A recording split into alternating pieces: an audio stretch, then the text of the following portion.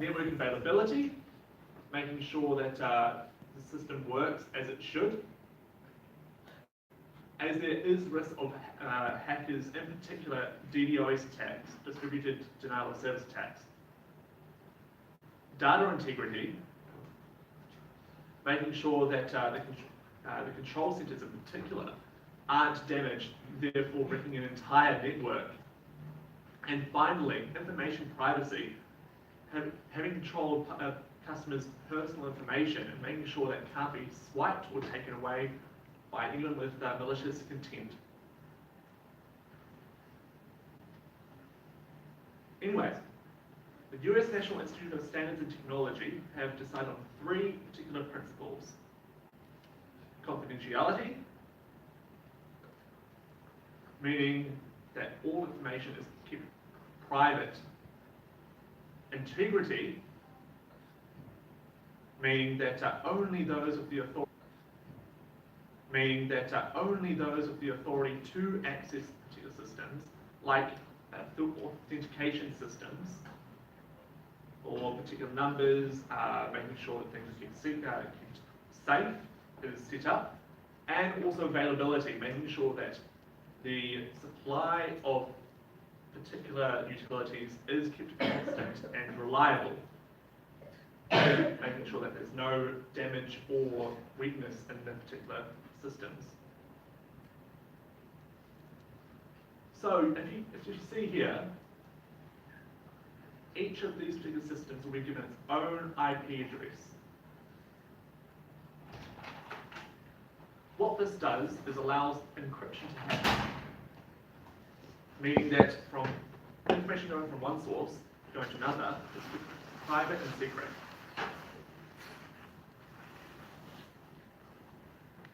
Also, it helps to make sure that everyone is aware of potential threats, in particular internal threats. Anyway, I'd like to pass it on to Dale now, and he will be talking about online banking. Thank you. Hi everyone. So with online banking, it's seen as one of the major revolutionizing developments in banking as it's being seen to move from traditional branch-based approach to a more agile online system where users are able to access their accounts from anywhere, whenever they would like. But with this also comes the risk of attackers also trying to gain remote access to the accounts. So through our research, we found that the common security threats was phishing, as well as man-in-the-middle attacks. So with phishing, it's the attempt to misleadingly gain information. And for online banking, this would be to get login credentials, as well as get personal information that can be used to access the account.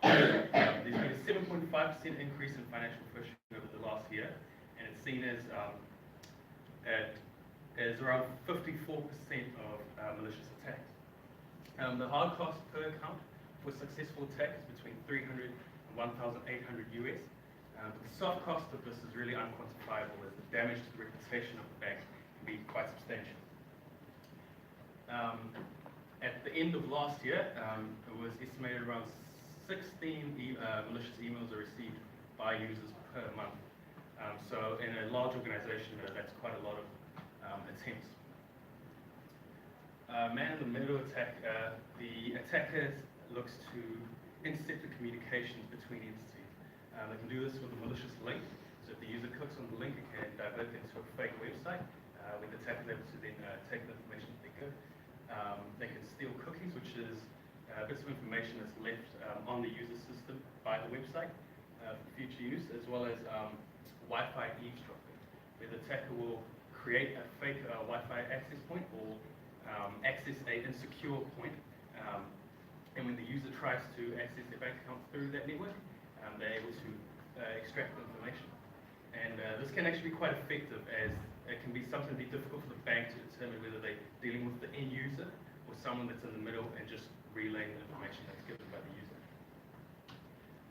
So there's a few security measures that the banks have in place. So what we're talking about is authentication and intrusion detection systems. So with authentication, we use entity authentication, which tries to confirm that they're dealing with the person that is authorized on the account. So authentication factors use knowledge, possession biometrics, With knowledge, it's what the person knows, so a PIN or password. With position, it's what the person has. A common example of this is the mobile phone.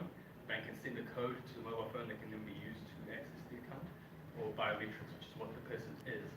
So fingerprints, iris scan, also behavior. To make these factors strong, multi-factor authentication is used, which uses a minimum of 2 of those factors. Intrusion detection systems analyze the network traffic and access to the system.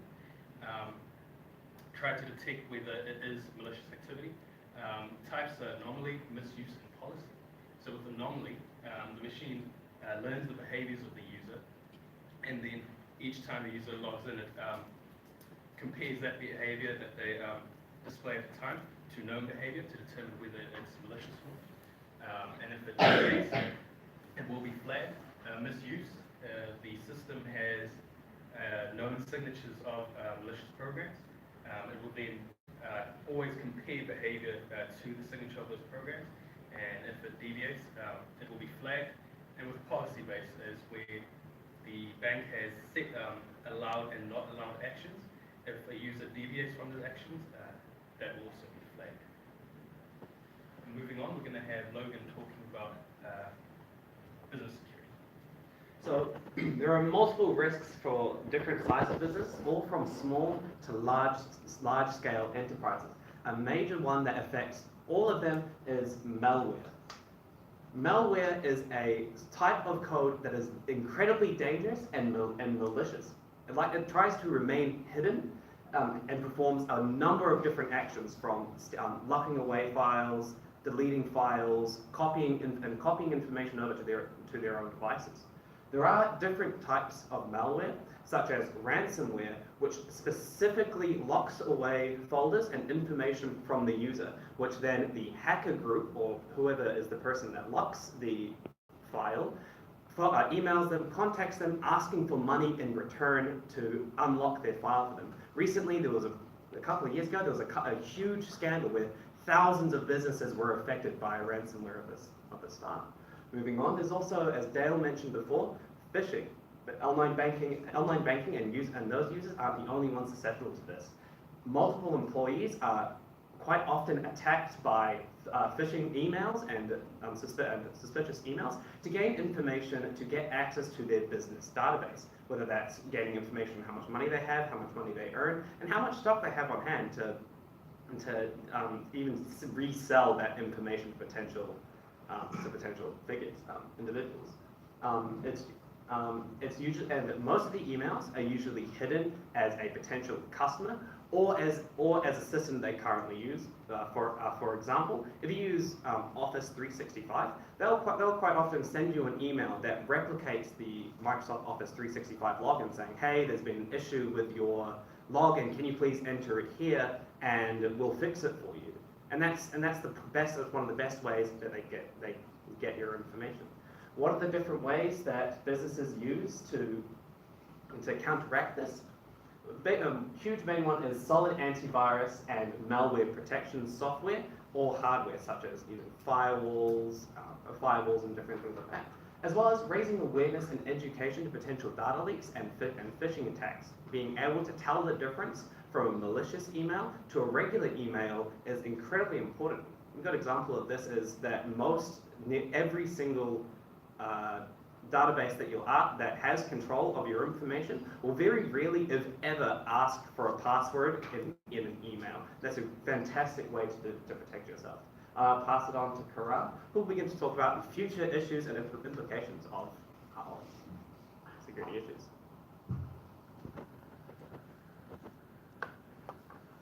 So there are some big future problems that with smart grids.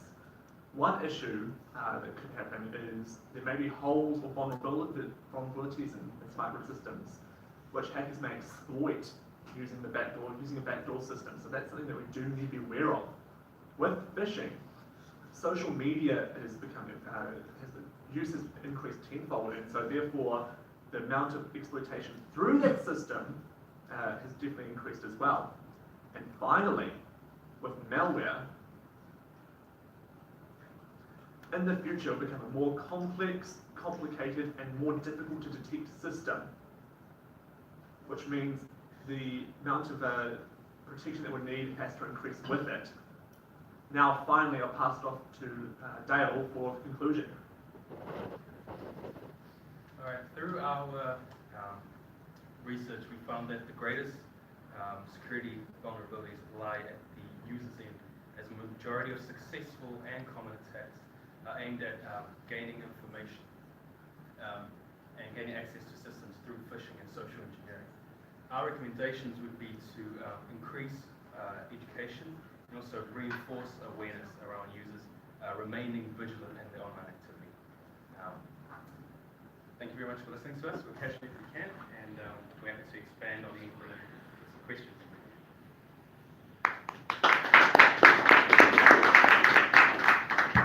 Any question, guys? Feel free to ask.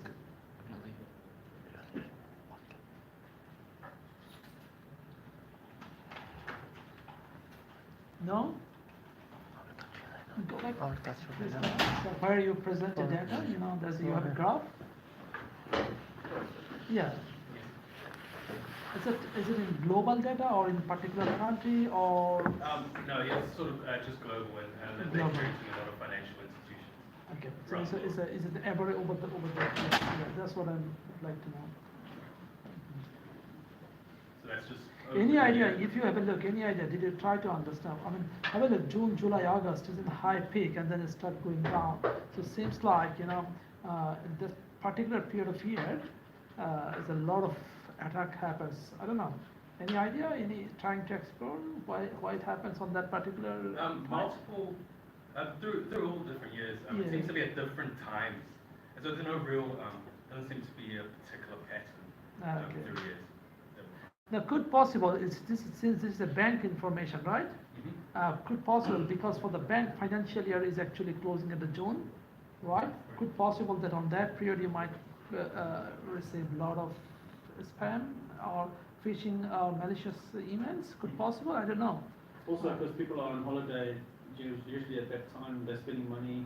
Yeah, this period is, if you look at the Europe, Canada, these are like summer holiday for them, right? So this is where they actually don't really allow or look at the email very carefully because you're in the holiday mode. You really, you know, that could possible.